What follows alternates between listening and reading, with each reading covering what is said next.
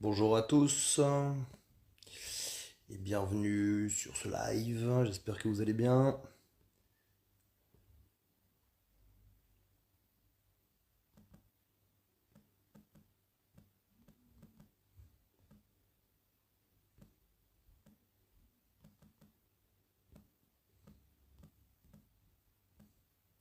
Est-ce que vous pouvez me confirmer avec un pouce ou un petit message que vous m'entendez bien, s'il vous plaît?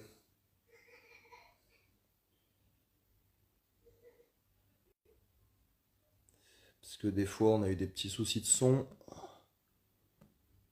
Puis il faut que je vois si on capte bien aussi. Donc confirmez-moi, les loups, que tout est good.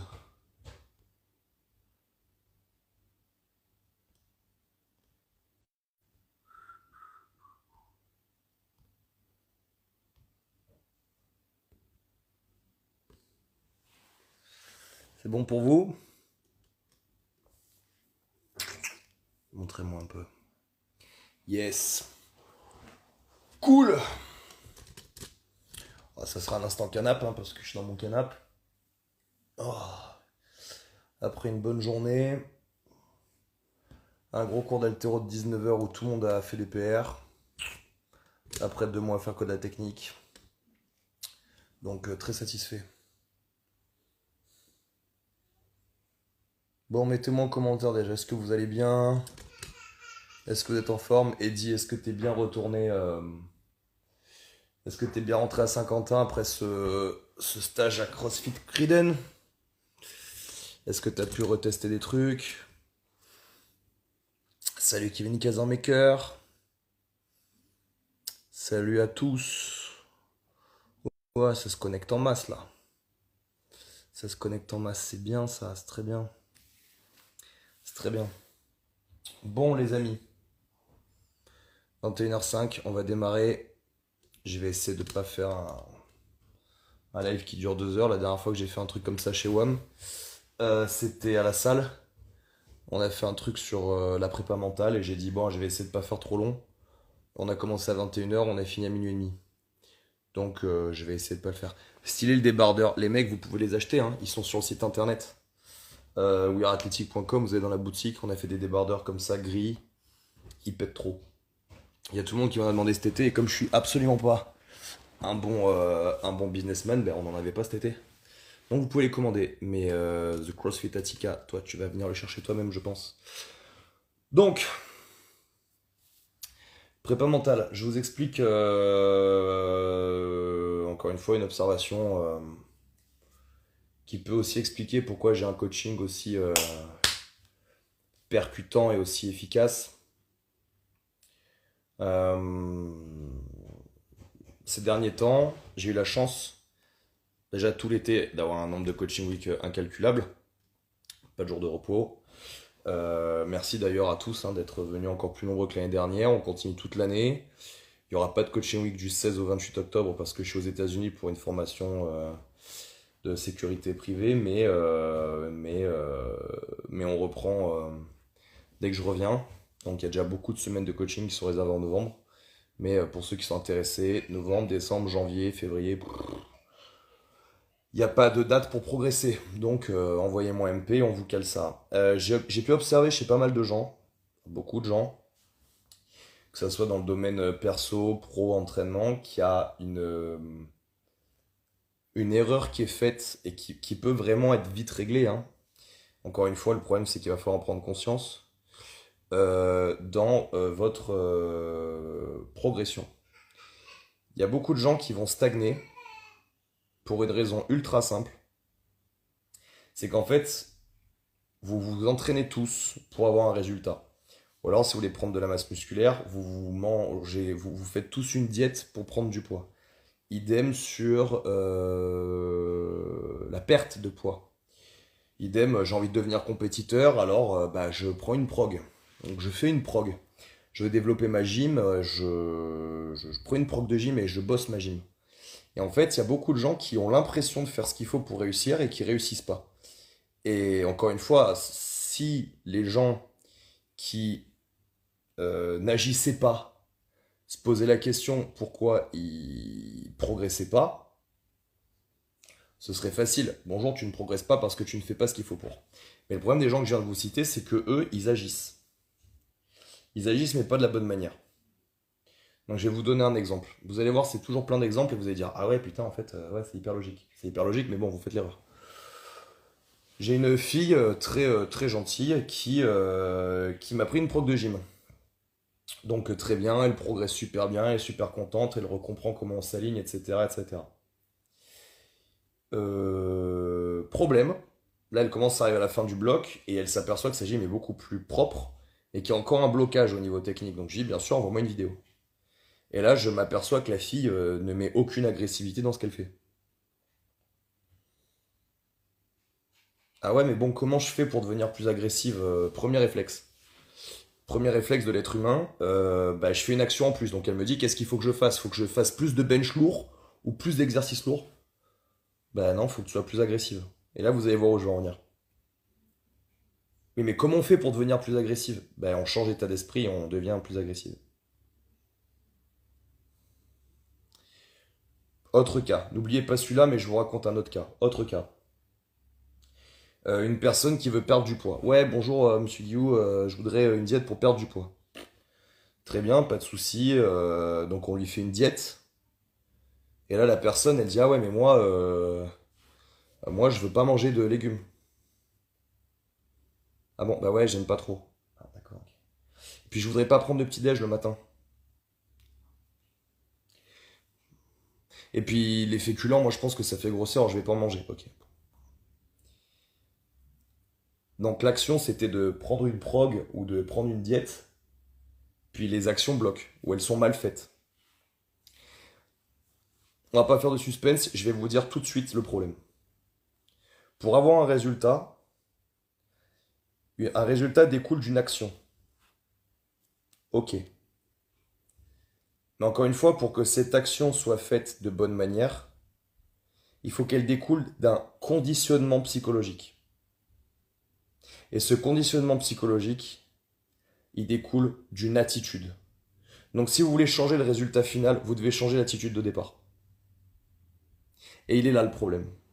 La plupart des filles qui galèrent en gymnastique après 2 ans avant d'avoir fait sérieusement, c'est simplement parce que elles voient le résultat, elles ont l'impression d'agir, mais en fait, à la base de la base, elles n'ont pas changé d'attitude. Donc quand on leur dit agresse 7 putain de barres, elles mettent toujours l'intensité qu'elles mettent pour faire une pompe sur les genoux. Donc multiplié par 2 ans, il n'y a toujours pas d'intensité nerveuse ni de force qui s'est développée dans la ceinture scapulaire.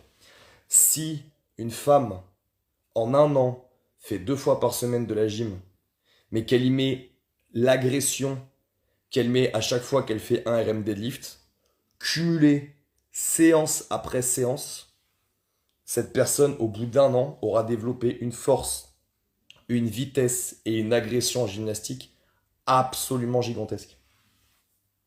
Je reprends l'exemple de la personne qui veut perdre du poids. Vous voulez perdre du poids. Vous vous dites, bah tiens, je vais acheter une diète. Hmm. Mais en fait, vous mettez pas dans l'attitude de quelqu'un qui veut perdre du poids. Vous voulez être sec comme un athlète, ben, il va falloir commencer à avoir l'attitude d'un athlète. Et donc, un athlète, ça mange des féculents, ça fait du sport, ça prend des petits déj, en fait. Alors, j'en entends là qui m'expliquent, oui, mais tu comprends, moi je fais de l'intermittent de fasting. Non, tu sautes un petit déjeuner. C'est ce que résume, c'est comme ça que le résume Christian Thibaudeau. Arrêtez de croire que parce que vous mangez à 14 heures, vous faites de l'intermittent de fasting. Arrêtez. Et vous vous sentez en méga forme parce qu'en fait vous êtes en train de vous buter à l'adrénaline et vous butez au cortisol que ça crée. Renseignez-vous sur les travaux de Christian Thibaudeau, ça va vous vacciner de l'intermittent de fasting. Ou alors vous allez le faire, mais comme moi je l'ai fait, 1 ou 2 mois ça fait du bien, ça détoxe, c'est cool, on a une bonne patate, mais vous tiendrez pas l'année. Donc, on reprend. Le problème c'est pas le résultat que vous souhaitez. Si vous agissez pas en fonction du résultat, évidemment, du résultat escompté, forcément, ça va pas marcher. Mais il y a pire, en fait. Il y a un piège qui est beaucoup plus gros que ça. C'est qu'en fait, vous travaillez pas avec l'attitude. C'est un exemple que je donne toujours aux gens qui sont dans ma salle et qui veulent faire de la compétition en CrossFit. Guillaume, il faut faire quoi pour devenir compétiteur en CrossFit? Faut s'entraîner 2 ans comme un compétiteur en raisonnant 2 ans comme un compétiteur tous les jours. Alimentation, entraînement, récupération. Et c'est parce que tu vas te prendre pour un compétiteur pendant 2 ans que tu vas développer un niveau de compétiteur. Et oui, si vous vous entraînez au petit bonheur la chance en faisant un WOD du jour et de temps en temps un cours spécifique, que vous vous mettez une cartouche tous les week-ends et que vous vous dites non mais je ferai de la compétition quand j'aurai le niveau, j'ai un scoop pour vous, vous n'aurez jamais le niveau. Si vous voulez perdre du poids ou prendre de la masse musculaire, suivre une diète mais pas changer d'attitude, ni dans votre entraînement et ni dans vos habitudes alimentaires, j'ai un scoop pour vous. Il va rien se passer. En fait, ça fonctionne pas. Encore une fois, c'est comme faire une prog de force sans forcer. Ça marche pas. Donc, en fait, j'aimerais que vous compreniez aujourd'hui que tous vos problèmes de stagnation viennent la plupart du temps d'un problème d'attitude. Je vois qu'il y a Tony Jazz qui est passé par là, donc je vais faire un rappel par rapport au business. Il y a 2 solutions dans le business. Soit vous avez papa qui vous donne 100 000 balles pour que vous ouvriez votre boîte, et puis vous lancez votre boîte, vous vous mettez en haut de la pile, et puis vous managez, et si vous n'êtes pas trop mauvais, vous allez faire de l'oseille. Soit vous n'avez pas d'argent, et vous voulez faire de l'argent. Et là, dans ce cas-là, il va falloir travailler comme un Chinois. Ce qui est profondément raciste hein, comme propos. Mais travailler comme un Chinois. C'est-à-dire qu'il va falloir faire tous les boulots qu'on vous donne. Il va falloir mettre le plus possible de côté pour vous faire un apport que vous n'avez pas. Il va falloir péter le code du travail, hein, le fameux j'ai pas le droit de faire plus de 42 heures par semaine, cumulé sur je sais pas combien de semaines consécutives. Il n'existe pas celui-là. Moi j'ai fait plus de 50 heures par semaine pendant 5 ou 6 ans je crois. Jusqu'à me faire un peu d'apport, avoir un peu de chance et rencontrer les bonnes personnes et pouvoir me lancer. Vous voyez ce que je veux dire? Mais en fait, si vous voulez avoir de l'argent, plus d'argent, il va falloir raisonner comme quelqu'un qui a de l'argent. Quelqu'un qui a pas d'argent, par exemple, il n'ose pas investir. Alors que quelqu'un qui a de l'argent, lui, il investit et c'est pour ça qu'il fait de l'argent. Quelqu'un qui veut se mettre à son compte, il doit agir comme quelqu'un qui est déjà à son compte et déjà en place. C'est-à-dire qu'il n'a pas de week-end, il n'a pas de samedi, il n'a pas de dimanche, il finit pas de bosser à 17 h et il commence pas à 9 h. Vous voyez avec 2 heures de pause le midi. Vous voyez ce que je veux dire? Si vous faites un métier artisanal par exemple et vous faites des horaires de comment ça s'appelle? Des horaires de fonctionnaires. Euh, que si jamais vous travaillez plus de 3 heures par jour, ou là on va vous engueuler, euh, évidemment vous ne serez jamais à votre compte. Parce que vous n'arriverez jamais à être assez efficace pour faire la différence. Vous n'arriverez jamais à vous démarquer de votre concurrence. Vous n'arriverez jamais à vous faire une trésorerie qui vous permettra d'investir, d'acheter votre propre matos et vous mettre à votre compte. Donc, tout part de l'attitude. C'est pour ça que j'adore les stages de bushcraft en fait, parce qu'en fait ça vous laisse pas le choix. C'est-à-dire que vous avez jamais marché avec un sac à dos de 20 à 30 kilos sur le dos, vous avez jamais dormi dehors, et en fait personne n'en a un à branler. Vous êtes dans une situation où va falloir le faire. Donc on s'achète une attitude. Une attitude qui fait que comme si on avait l'habitude de le faire. Et bizarrement ça marche, hein. Ça marche. Votre problème c'est qu'au départ, vous comprenez pas que pour avoir une action qui donne des résultats, ça va venir d'un conditionnement psychologique différent. Tout à l'heure, par exemple, j'ai donné un cours d'haltéro où le but était de monter en charge. Chose qu'on fait jamais dans mes cours d'haltéro. On fait toujours un bon 40 minutes de barre à vide et après on fait une petite montée en charge tranquille, mais rien de ouf. Et la plupart des adhérents se sont retrouvés face à un frein. C'est-à-dire qu'ils abordaient leur montée en charge avec l'attitude du cours technique de d'habitude. Donc évidemment, les 10 premières minutes, ils étaient complètement buggés à se dire qu'ils allaient jamais y arriver. Et je pense, s'il y a quelqu'un qui était au cours d'haltéro là, de mes élèves qui passe, est-ce que vous pouvez confirmer? Je pense qu'il y a un bon 80% du groupe à qui j'ai fait faire le 1RM qui a fait un PR. Simplement parce qu'il a fallu que je leur explique très fort et de manière très virulente qu'il y a une attitude à avoir sur le cours technique. Technique first, pleine conscience, on se concentre sur tous les mouvements, on ralentit, on fait des pauses, on se pose plein de questions. Le 1RM, C'est pas Danse avec les stars. On va pas vous donner une note technique. Je vais pas sortir avec et c'est un 10 et ça, j'achète. Non, pas du tout. Là, l'objectif, c'est de niquer des mères par pack de 12. Donc, on prend sa barre, on l'arrache comme un fils de pute, et puis on se bat jusqu'à la mort, en fait. Et si vous attaquez ce type de combat avec l'attitude d'un danseur classique de ballet, ça va pas fonctionner. J'ai rien contre l'attitude des danseurs classiques de ballet, hein, mais j'essaie de vous expliquer que, encore une fois, on n'est pas sur le même système de notation, en fait. Euh, Et encore une fois, à l'inverse, les gens qui vont aborder une séance technique comme s'ils allaient faire un RM, ils sont absolument pas concentrés sur la technique. Donc il faut que vous développiez, pour passer au niveau supérieur de conscience, cette capacité de switch. Quelle attitude il me faut pour telle tâche?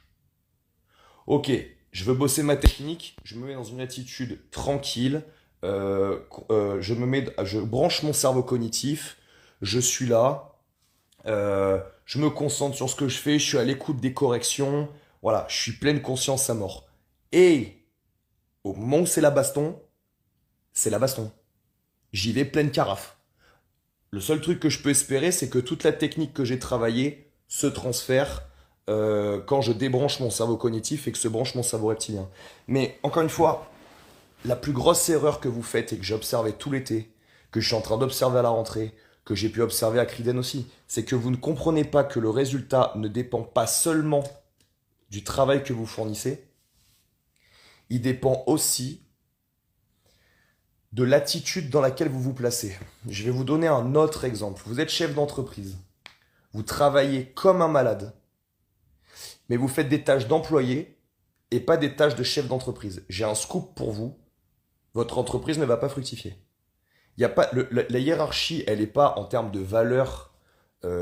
Oui, ça c'est une tâche d'employé, je ne la fais pas. J'ai une livraison à faire de plats il y a 2 jours, le mec qui était censé la faire a foiré et a livré que la moitié des plats. Eh ben, c'est le boss qui prend sa caisse et qui va satisfaire le client. Donc il n'y a pas de tâche subordonnée qu'on n'a pas à faire, c'est pas ça. C'est que l'énergie cérébrale du patron, du manager, ça doit être la vision. Il doit voir loin, il doit voir large. Ok, il nous faut du démarchage. Ok, il nous faut du commercial. Il faut que j'aille chercher du client. Si vous êtes derrière votre atelier à vous-même confectionner vos produits, au bout d'un moment, vous allez atteindre un seuil où ça va pas fonctionner. Moi-même, pourquoi We Are Athletic a pu fructifier? Ben parce que j'ai un peu diminué, et aujourd'hui j'ai même beaucoup diminué, la quantité de cours que je coach dans ma salle. Comment j'aurais pu faire grossir CrossFitière? Comment j'aurais pu faire Fréjus? Comment j'aurais pu faire toutes les salles que j'ai montées? Comment j'aurais pu exploser We Are Athletic? Comme on l'a fait, bosser sur mes programmations, etc., etc. Si j'avais continué à coacher 40 heures par semaine dans ma box. Ça marche pas. Ça fonctionne pas. Donc à un moment, j'ai décidé de devenir patron, j'ai décidé de déléguer, j'ai décidé d'employer et j'ai décidé de m'occuper d'autres choses. Et c'est là qu'une entreprise, elle marche. On n'attend pas du capitaine qui soit du capitaine d'un porte-avions ou d'un commandant de porte-avions qui soit dans la cale en train de s'amuser à faire fonctionner le moteur. C'est complètement débile. Il fait quoi le commandant? Bah, il est là, il donne le cap. Voilà, il donne les ordres. Il fait quand il y a un problème avec un pays, c'est lui qui prend la radio et qui parle. Quand il y a des ordres qui viennent d'au-dessus, c'est lui qui les prend et c'est lui qui les dispatche. Vous voyez ce que je veux dire? Donc, encore une fois, attitude. Si vous avez une boîte avec des employés et que vous avez encore des réflexes et des comportements d'employés, ça va pas fonctionner. Parce qu'en fait, vous allez passer un temps fou à faire des tâches que vous ne devriez pas faire et les tâches que devrait faire le patron, bah elles sont pas faites. Parce que vous êtes épuisé en fait. Je prends l'exemple de la cuisine. Euh, Si le patron passe sa journée dans sa cuisine, ça marche pas. Regardez les grands chefs étoilés. Les grands chefs étoilés, ils ont des brigades. Mais le grand chef étoilé, c'est rare qu'il cuisine, hein. Il a créé les recettes, il les a enseignées à sa brigade. Mais quand vous allez dans un resto étoilé, si vous croyez qu'il y a derrière chaque plat, il y a le chef étoilé, vous croyez que c'est lui qui les fait à la main? Pour tout le resto, 2 fois par jour, 7 jours sur 7? Bien sûr que non. Lui, il est là, il contrôle, il guette, il forme, il s'occupe en dehors de ça du renouvellement de la carte, de quel on va marier, c'est lui qui rencontre les œnologues, c'est lui qui fait... Et c'est pas lui qui fait le dessert, hein. D'accord? C'est pas lui qui est derrière la poêle et qui fait comme ça avec son poêlon. Enfin, encore une fois, c'est pas la quantité de travail que vous fournissez, c'est beaucoup plus l'attitude avec laquelle vous fournissez. Parce que j'ai des gens là, encore une fois, qui sont compétiteurs, qui veulent absolument performer en compétition, mais quand ils s'entraînent, par exemple, ils s'entraînent pas en pleine amplitude. Donc ils cassent pas les squats complètement. Donc après 1 ou 2 ans de CrossFit, leur mobilité du squat, elle s'est pas développée. Mais si vous tirez sur vos squats à chaque répétition, vous allez devenir mobile au squat. Idem pour vos épaules en overhead squat, etc., etc. Alors, et au passage, les squats pas valides, ça marche que pour les Provence Throwdown, à qui je passe le bonjour. Petite anecdote hein, sur la catastrophe prévisible du Provence Throwdown. D'ailleurs, s'il y en a qui étaient au Provence Throwdown, vous pouvez commenter. Comme ça, on ne dira pas que je chie seul parce que je les déteste, alors que je m'en bats complètement les couilles. Je déteste juste les gens qui font des trucs d'incapables. Et ça, c'est encore une fois un truc d'incapable. C'était déjà un truc d'incapable en 2014. C'était un truc d'incapable en 2015. Je pensais qu'ils allaient s'arrêter. Félicitations, 2021, vous avez réitéré un truc d'incapable, c'est pas mal. Donc, si vous voulez faire une vraie compète avec des vrais reps, et un truc pas high level parce que vous n'avez pas au niveau, on en fait hein, des compétitions. Vous verrez, vous serez jugé correctement, vous ferez des WOD intéressants, et il n'y aura pas de blague, on s'arrête à 14 heures alors qu'il fait soleil. Et ce sera des vrais squats, hein, ce sera des vrais pull-ups, ce sera des vrais standards. Bref, passons. Je vous disais que les quarts de squat et toutes ces merdes, ça n'est valable que euh, pour des compètes de merde. Si vous voulez vraiment développer un niveau de compétition, il va falloir d'abord gagner vos amplitudes. C'est l'absolue priorité. À chaque fois, là je l'ai encore vu quand on a fait la compète à Carcassonne, on a fait un leader snatch. Et la particularité, c'est que les gens qui n'ont pas de niveau technique, ben plus c'est lourd, moins ils descendent en snatch. Moins ils descendent dans leur power. Donc, ça prouve bien que vous n'avez pas fait le travail pour gagner vos amplitudes. Vous devez, règle numéro un, gagner vos amplitudes. Donc encore une fois, ça va être une question d'attitude. Si vous pensez que juste vous entraîner, c'est l'action qui va entraîner des résultats, vous n'êtes pas dans le bon mindset. Le bon mindset, c'est d'abord de se dire, je vais pas faire ce que j'ai envie, je vais pas faire ce qui me paraît bon, je vais faire ce qui est nécessaire. Et donc là, l'envie, le plaisir, etc., il passe derrière. J'ai fait 2 posts qui sont passés un peu à travers. J'ai fait un post sur faire ce qui doit être fait versus le plaisir. Et j'ai fait un autre post au sujet de ce que je vous ai expliqué sur l'attitude qui entraîne un conditionnement mental. L'attitude va positionner votre cerveau d'une autre manière, en fait. Et dès que vous allez changer votre attitude, ben, vos actions vont devenir différentes.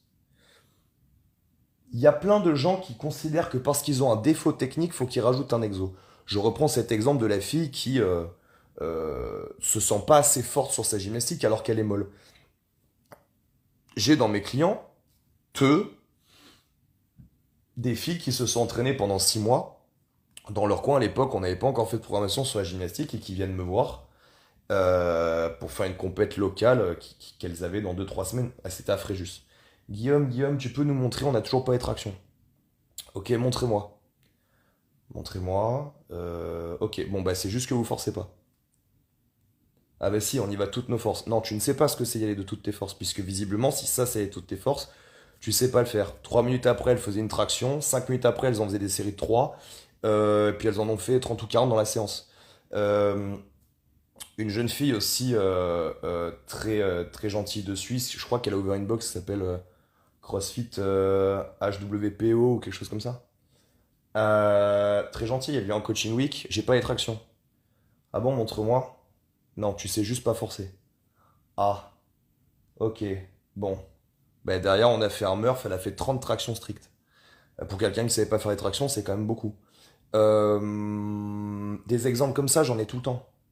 J'en ai tout le temps.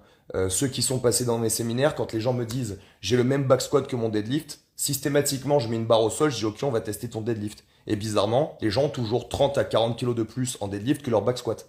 Pourquoi? Mais c'est juste qu'en fait, elles savaient pas forcer sur un deadlift, ces personnes. On l'a prouvé à chaque fois. Donc ça prouve bien que l'attitude dans laquelle vous vous mettez vous-même va vraiment influencer vos actions.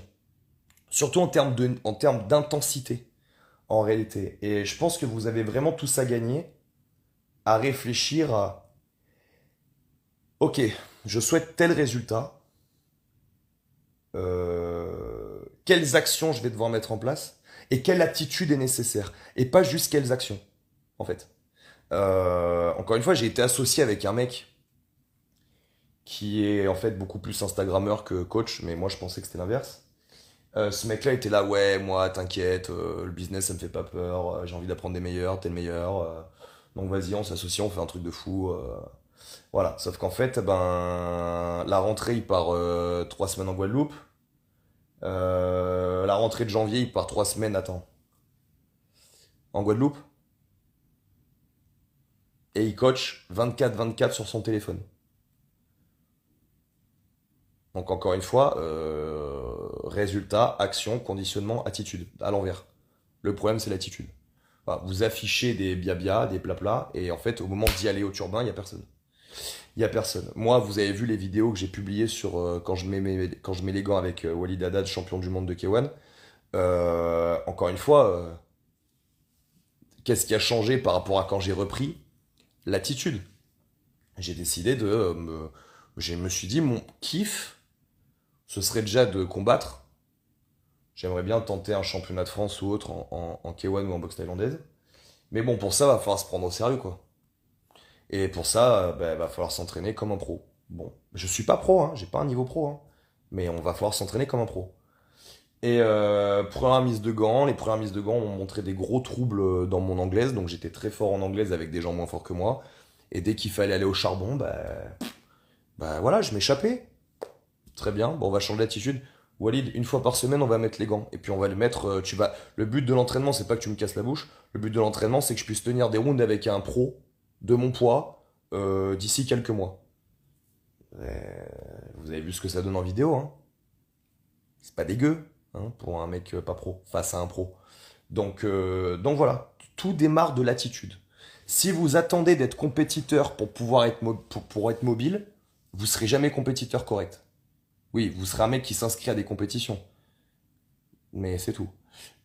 Si vous attendez d'avoir de l'oseille et que votre entreprise explose pour vous mettre à travailler comme un patron ou comme un entrepreneur, j'ai un scoop, ça va pas marcher.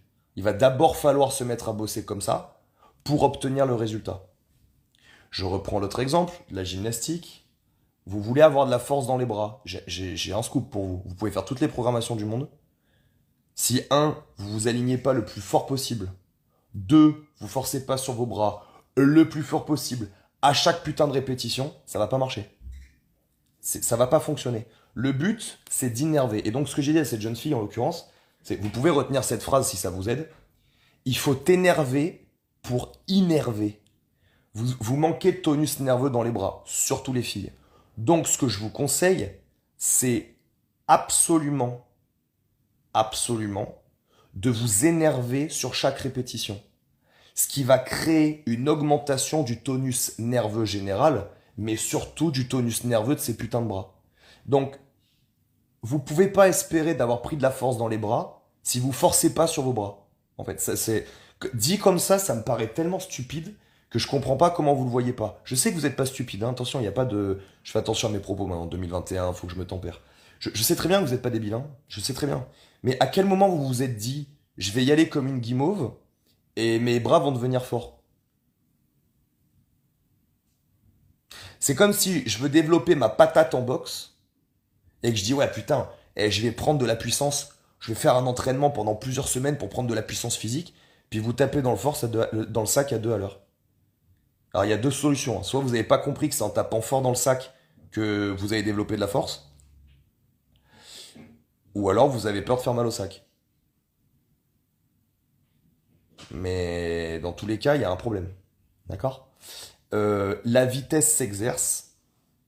La puissance physique s'exerce, la force s'exerce. Mais au départ de ces qualités physiques, j'ai un scoop. Il y a l'intention. Si vous mettez pas l'intention de vitesse, il s'agit pas de le faire à 2 à l'heure et ça va vous donner de la vitesse. J'aimerais que vous compreniez la puissance de déblocage que vous auriez en changeant votre attitude, en comprenant ce que les résultats escomptés nécessitent comme attitude. Et à ce moment-là, vous mettre dans la peau de ce que vous voulez avoir pour l'obtenir. C'est comme si moi demain je me dis franchement j'aimerais bien courir je sais pas, le 21 km je sais pas, sous les 1h40. Mais par contre, j'ai pas envie de courir longtemps, et j'ai pas envie de courir souvent, et j'ai pas envie de faire de fractionner. C'est bien d'avoir envie de le faire, c'est bien d'aller faire un footing de temps en temps. Mais si vous mettez pas l'intention, ça marchera pas. Je n'avais pas d'argent du tout quand j'ai démarré. Et c'est vraiment parce que j'ai bossé plus que tout le monde que j'ai pu arriver là où j'en suis. J'avais une phrase qui me disait, en fait, je peux pas me louper en fait. Et je vais vous expliquer pourquoi je pouvais pas me louper. Je pouvais pas me louper parce que j'avais décidé j'avais cette image dans ma tête. Je voyais l'accélérateur d'une bagnole et moi j'avais le pied dessus et je m'étais dit, tant, déjà je vais commencer en appuyant à fond, donc j'appuie à fond. Et tant que je suis pas arrivé là où je veux, je décélère pas. Et c'est pour ça que je suis aussi intransigeant en termes d'attitude avec les gens. C'est que je considère si vous m'affichez un objectif et que à un moment vous changez d'attitude par rapport à cet objectif, pour moi dans votre tête je vois l'accélérateur il fait ça. Ouais, moi, t'inquiète, ça me fait pas peur de faire 70 heures par semaine, ça me fait pas peur de coacher au maximum, ça me fait pas peur de faire des formations, et d'un coup, vous coachez 24/24 sur votre portable, et vous êtes 3 mois de l'année en train de faire du surf. Là, je vois une pédale, elle fait terminé. Ouais, je vois une pédale qui décélère, hein, ce n'est pas une insulte homosexuelle, encore une fois, 2021, je dois préciser tous mes propos. Je ne te vois pas comme une pédale, hein. Je vois ta pédale qui décélère par contre. Voilà, qu'on soit clair. Encore une fois, ça me fait rire quand vous m'envoyez des vidéos. Tout à l'heure, j'avais une nénette, dont je vais pas citer le nom, mais qui est une fille adorable, gentille. Évidemment, on a le défaut de ses qualités. Donc comme elle est adorable et gentille, au moment où il a fallu faire un PR au snatch, ça a été très très compliqué, vous voyez. Donc elle soulève 25 comme ça, on a l'impression qu'elle l'a soulevé à une main sans forcer. Et derrière, on lui met 30 kilos, elle s'effondre. Elle la loupe et c'est le drame. Moi, ça me fait mourir de rire de voir qu'en fait, vous essayez de faire un truc en n'ayant pas l'attitude pour le faire. Ça marche pas. Vous êtes une guimauve, vous voulez snatcher lourd avec un mental de guimauve et une agressivité de guimauve et une vitesse de guimauve. Évidemment, moi, intérieurement, je rigole et je vois le blocage. Mais je vois qu'il est que psy. Heureusement, progressivité, percussion mentale, on explique les choses. La meuf a snatché son 30 kilos, il n'y a pas de problème, hein. On a réussi. Mais c'est vraiment une constance. C'est-à-dire que c'est bizarre, j'ai jamais vu quelqu'un avoir l'attitude nécessaire à ses résultats se louper. C'est quand même incroyable. On est sur du 100% de réussite. C'est-à-dire qu'à partir du moment où vous avez le mental de vos objectifs, ça marche.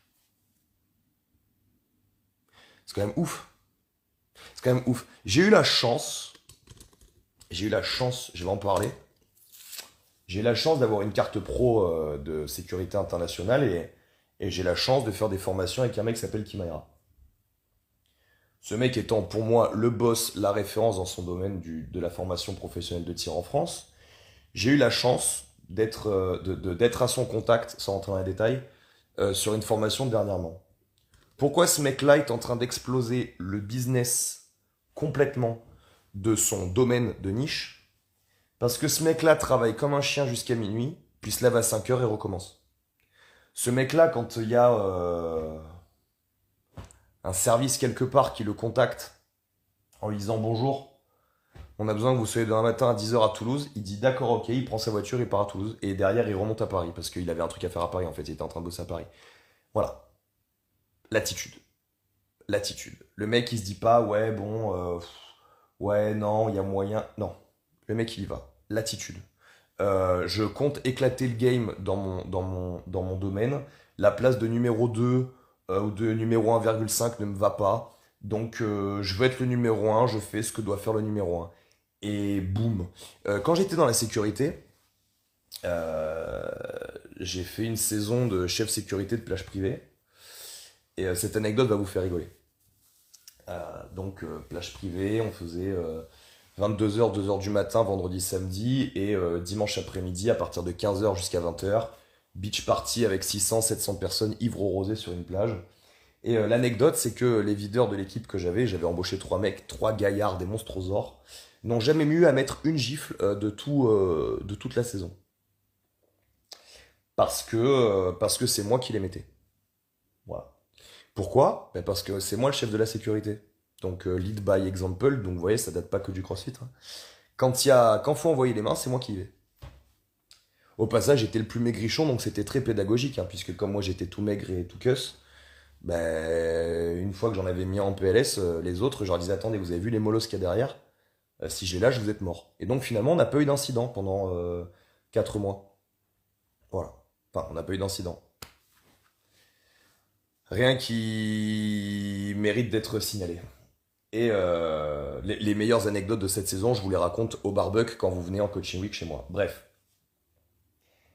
Les mecs ont voulu faire la saison sans moi, parce que tu comprends, Guillaume, il envoyait un peu trop les mains, et puis, ouais, il les laissait pas trop faire ce qu'il voulait, etc. Ils ont fait la saison sans moi.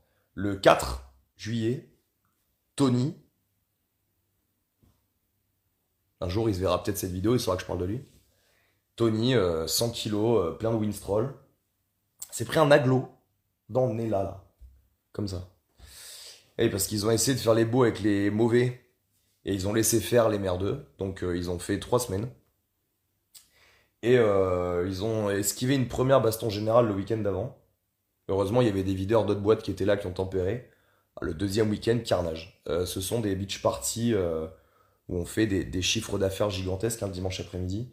Quand le 4 juillet, vous fermez, administrativement parlant, sans date de réouverture, et que derrière le mec qui a la concession, il perd la plage pour toujours, et qu'elle est donnée à quelqu'un d'autre, je vous assure que vous regrettez d'avoir embauché quelqu'un qui n'a pas l'attitude pour faire ce métier.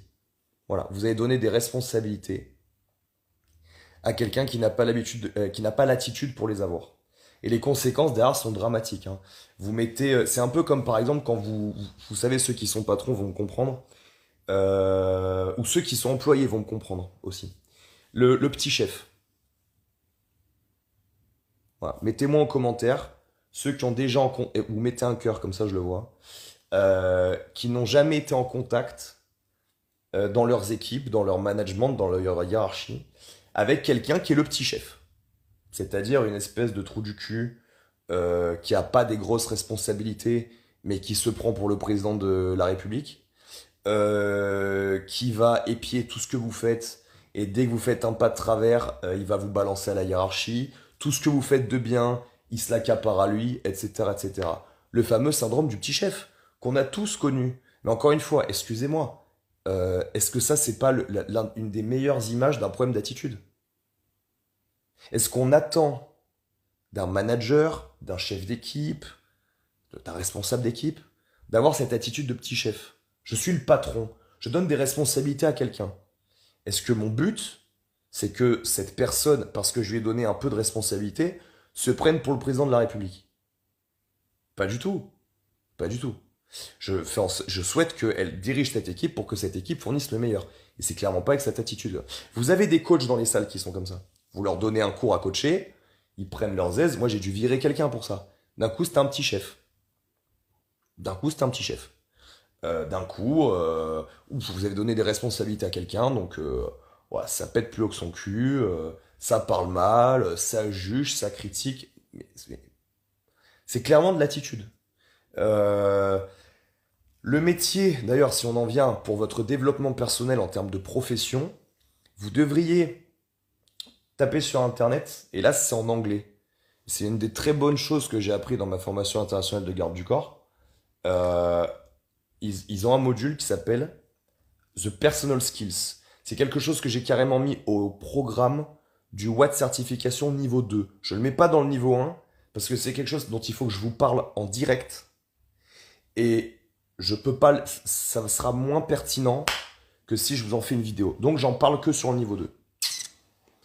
Et ce sont ces 15 qualités humaines qui sont transversales en fait à tous les métiers, parce qu'il faut les avoir pour être un agent de protection rapproché carré béton. Mais en vrai, là où moi j'ai pris une patate énorme, c'est que pendant que qu'on était en train de m'enseigner ça pendant ma formation, j'ai compris tous les problèmes de certains de mes collaborateurs. Et la problématique de ça, c'est que la blague, c'est que ça ne peut pas s'enseigner. Ces qualités sont des qualités morales qui déterminent votre attitude. Et si vous ne les avez pas, on ne peut pas vous les enseigner. C'est pour ça qu'à l'issue, quand j'explique aux gens ça, je leur dis, soyez honnêtes, listez ces 15 points, rentrez chez vous et posez-vous la question de sur quel point vous avez des améliorations à faire. Et si vous me dites que vous en avez aucune, vous êtes soit aveugle, soit de mauvaise foi, soit idiot. Mais c'est un des trois. Hein. Blind, stupid or dumb. Mais il y en aura forcément un des trois. Vous ne pouvez pas dire à quelqu'un tu es pas comme ci, tu es trop comme ça. Vous pouvez pas. La personne ne changera pas. J'ai essayé moi des années durant avec quelqu'un, ça ne fonctionne pas. Il faut que cette personne s'en rende compte elle-même et change d'elle-même. En tant que coach, sur du mouvement, sur de la performance physique, on peut... Alors, avec quelqu'un qui me demande formation de chase. Absolument frérot. Absolument, Don Candela qui est en formation avec moi pour la carte SIA. La formation de chase, exactement, quand il parle des 15 interpersonal skills. Je trouve que cette attitude générale vaut pour tous les métiers. Pour tous les métiers où vous êtes en contact avec quelqu'un, je veux dire. Encore une fois, je ne vais pas trop rentrer dans le détail, mais renseignez-vous sur ça.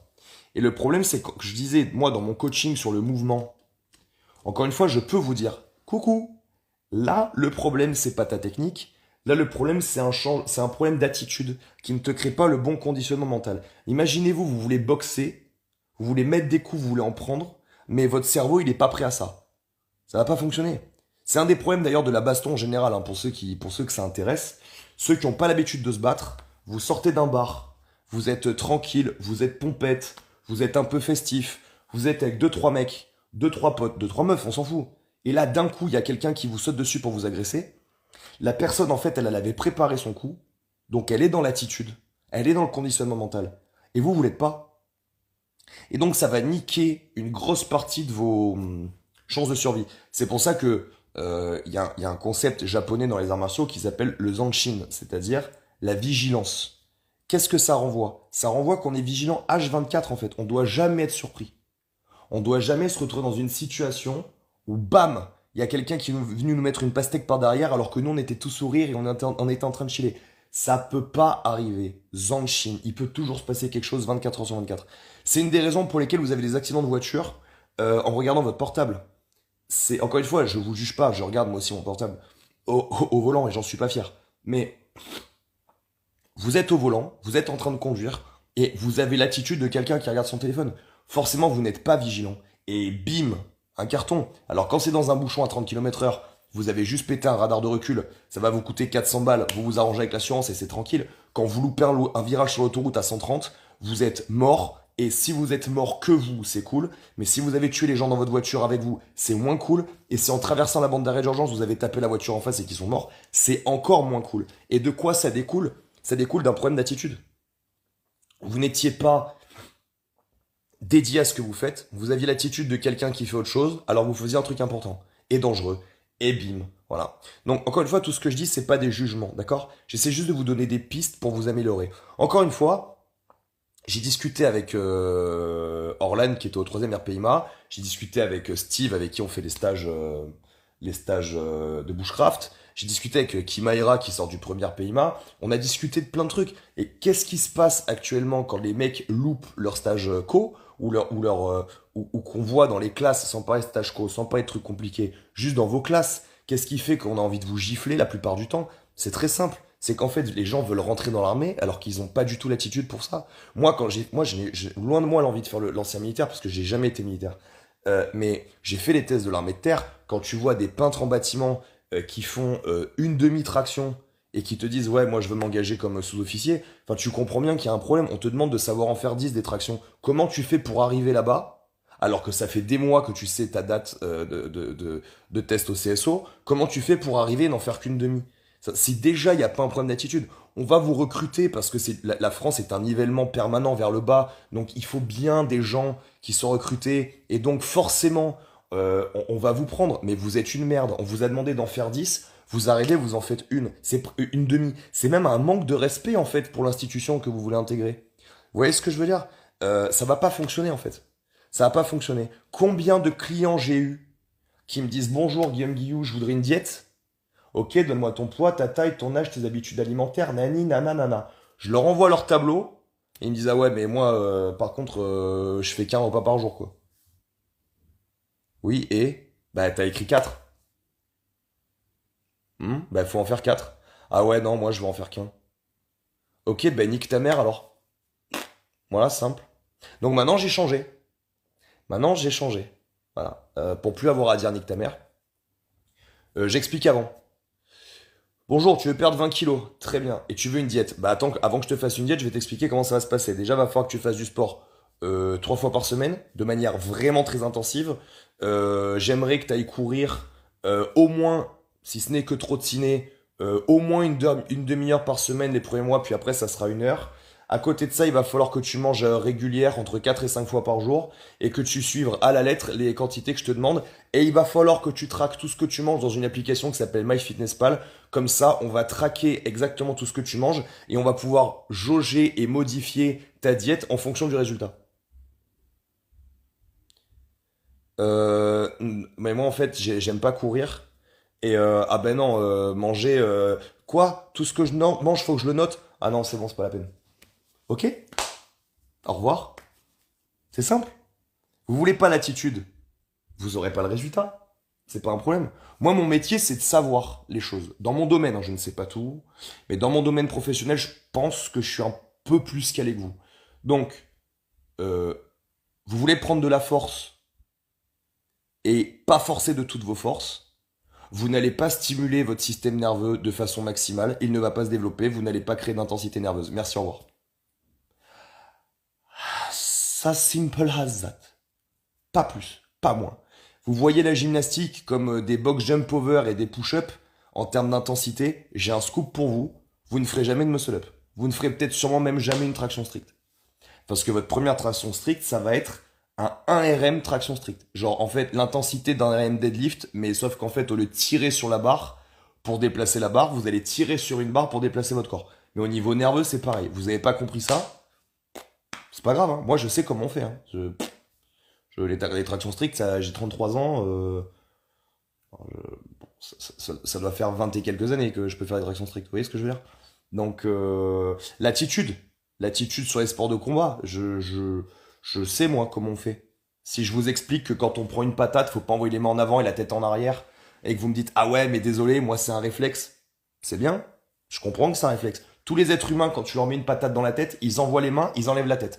Résultat des courses, tu les touches peut-être pas la première, mais la deuxième, leurs dents vont heurter le goudron plein fer.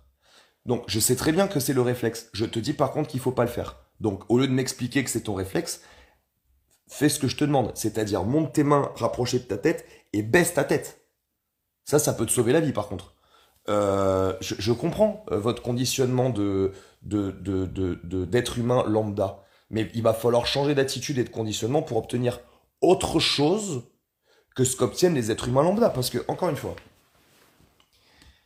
la crise du Covid l'a prouvé. Hein, 83% d'obèses, le reste, un bon 10% de comorbidité, et on va mettre dans l'eau des gens qui n'ont pas de chance. Hein. Il y a un bon 1 sur 10 qui s'est retrouvé à plat ventre, qui n'a pas de chance. Génétiquement parlant, vous n'êtes pas fait pour choper le coronavirus.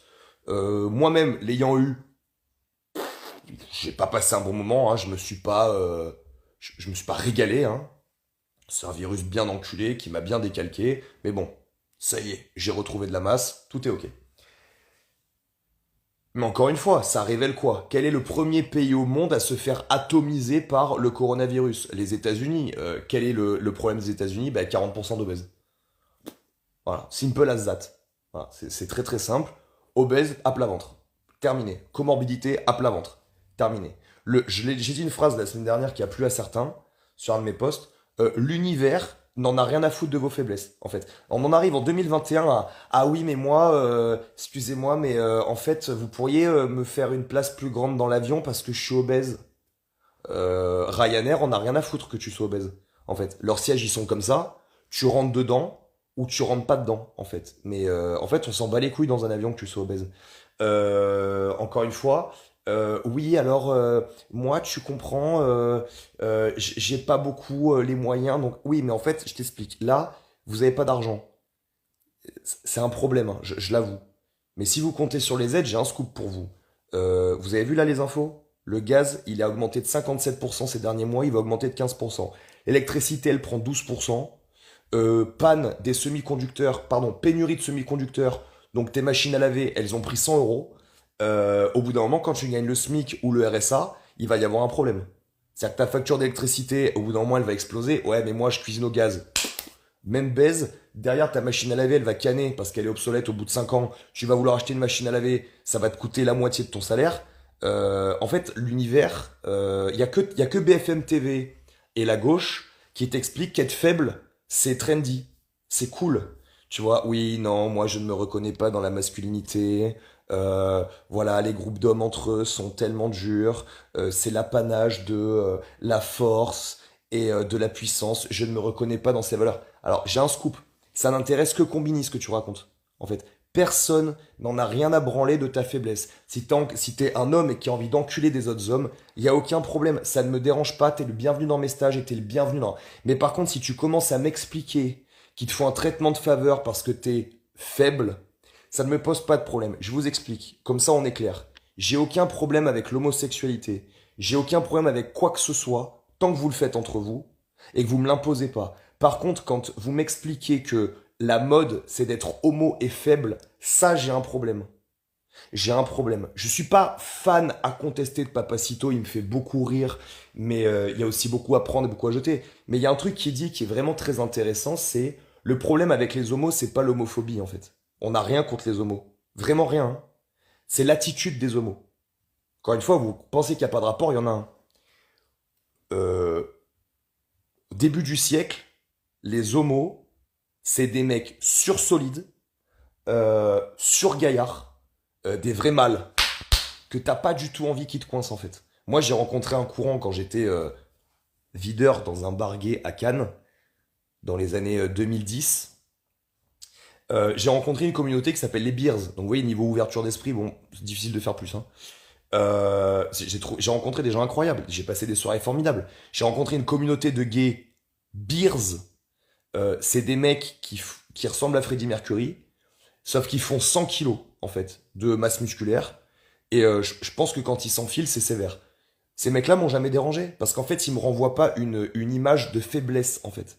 D'accord? Par contre, je vous invite, si vous voulez voir l'image de la faiblesse, vous tapez Brut Triton en sortant de ce live, vous allez sur Facebook, vous tapez Brut Triton. Et vous allez tomber sur un mec qui nous explique que c'est... Bon, il s'est passé un truc de fou, les amis. Mon téléphone a surchauffé, donc j'ai dû le passer sous l'eau. On remerciera Samsung pour le truc de fou qu'ils m'ont fait là. Vous êtes de retour?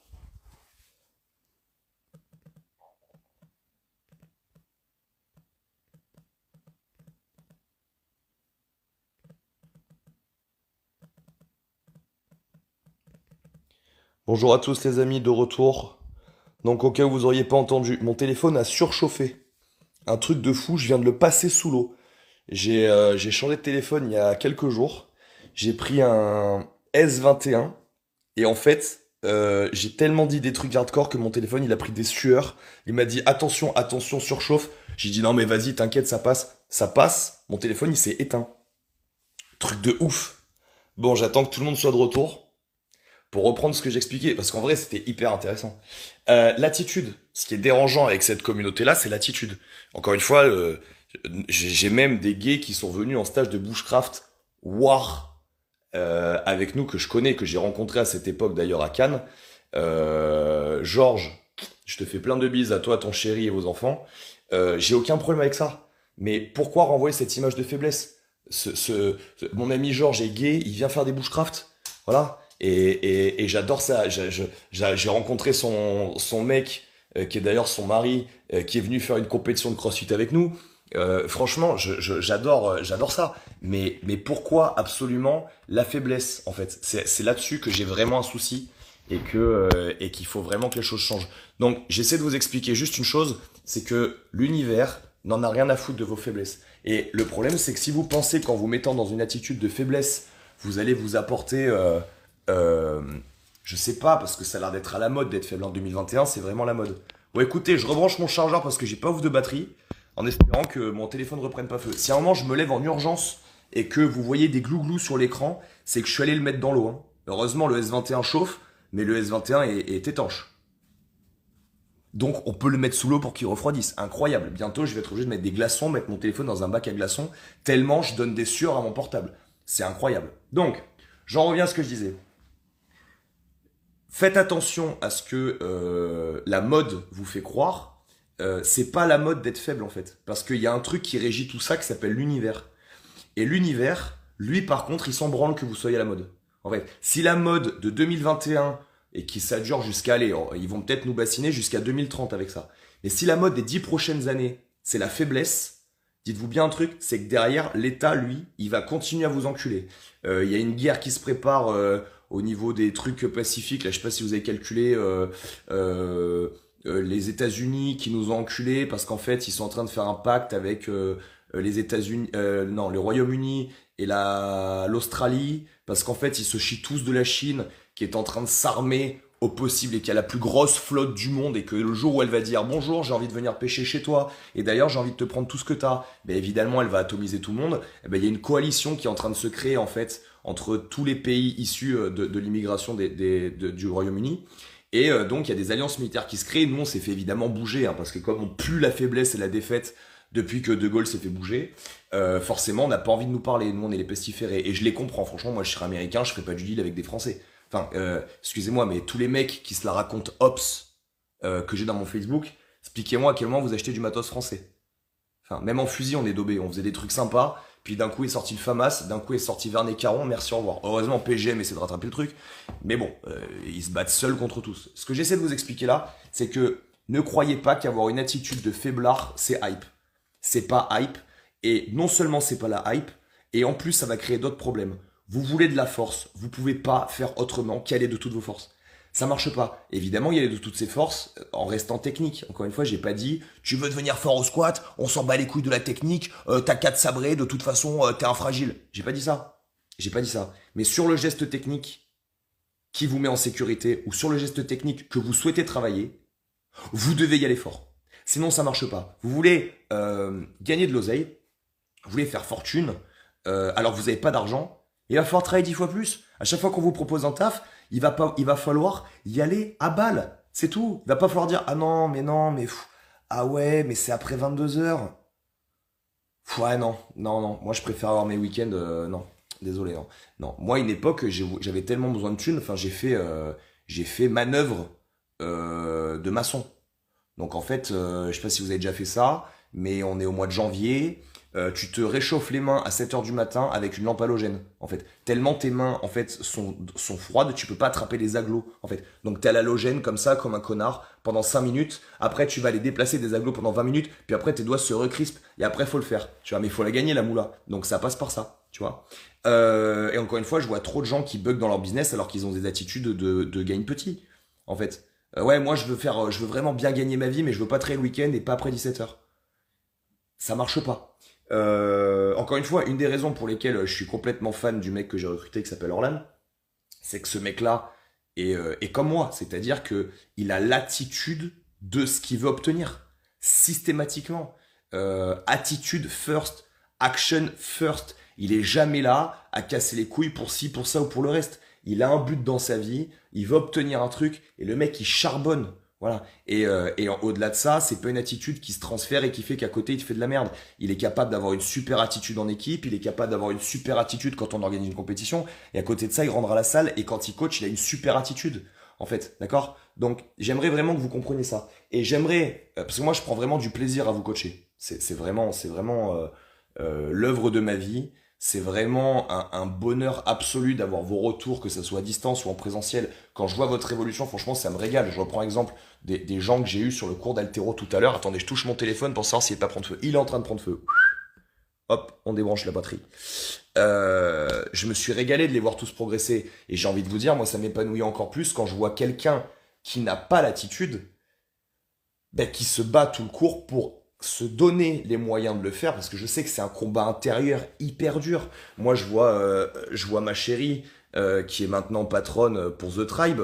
Je vois que prendre les responsabilités de patronne, pour elle, c'est un vrai combat, parce c'est vraiment une gentille, c'est vraiment une personne extraordinaire, et je la vois lutter chaque semaine pour dire les choses, agir comme une patronne, etc., etc. Et je sais que c'est pas facile pour tout le monde.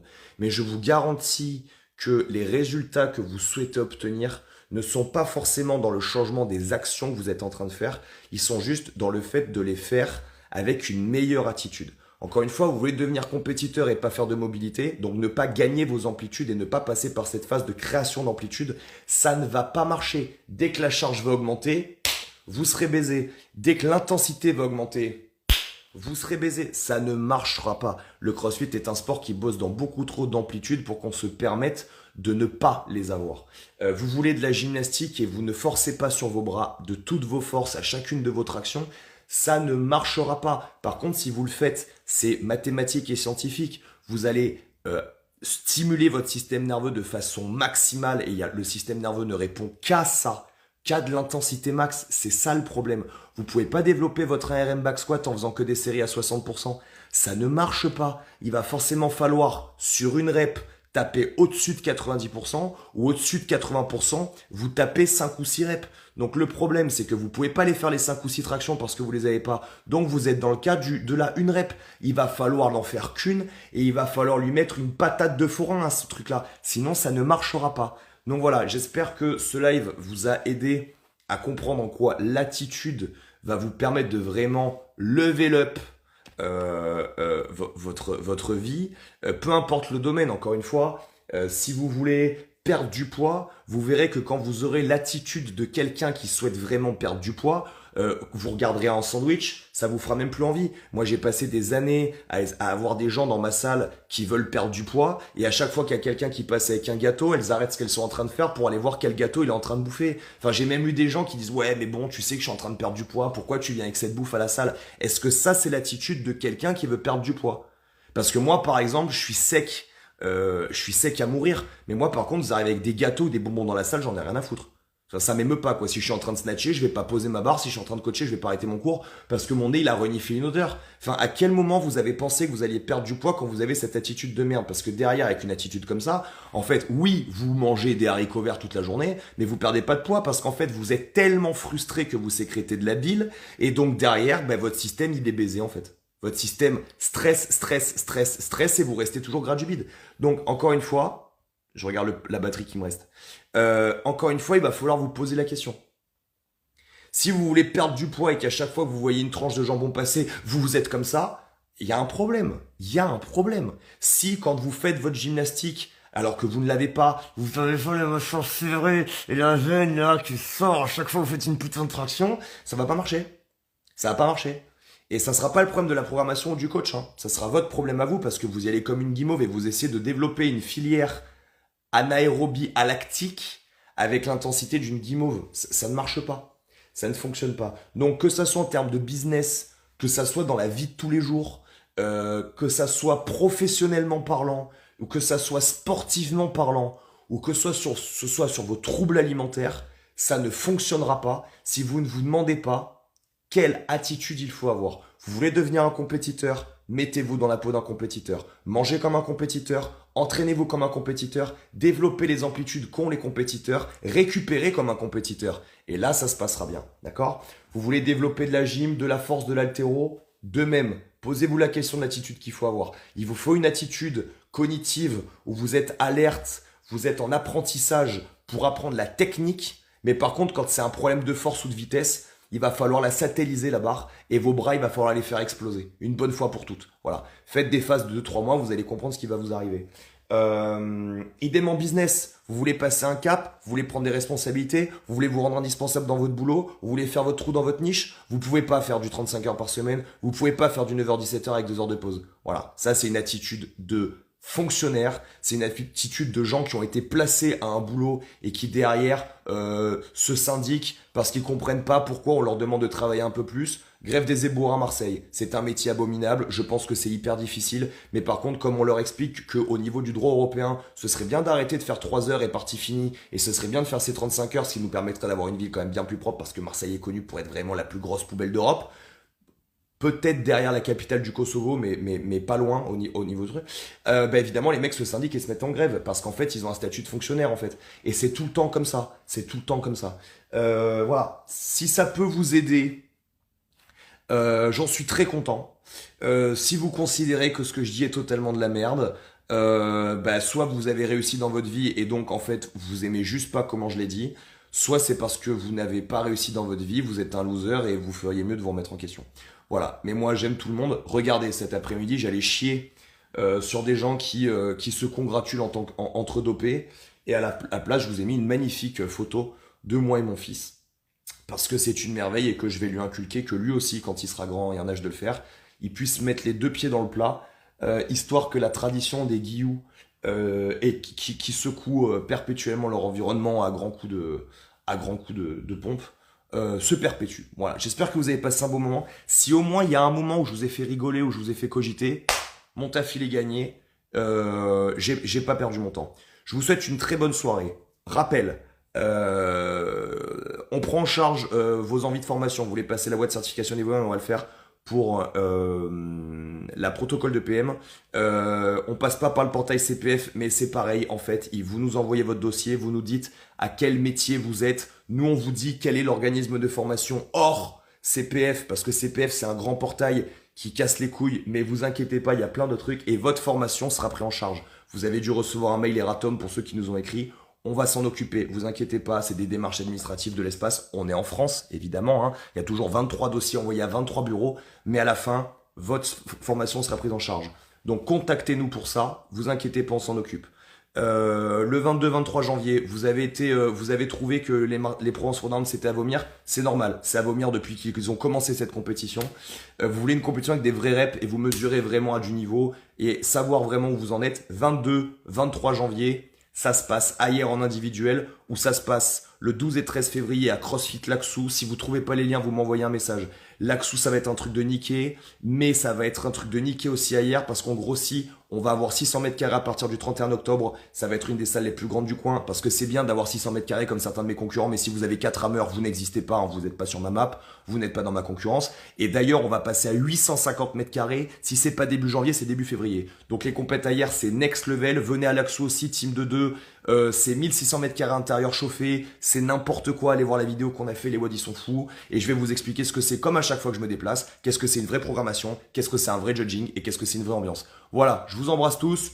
Merci du soutien. Je vous souhaite une bonne soirée. Je vais aller coucher mon fils et continuer à niquer le game parce que l'univers n'en a rien à foutre de vos faiblesses. Ciao, ciao, bye bye.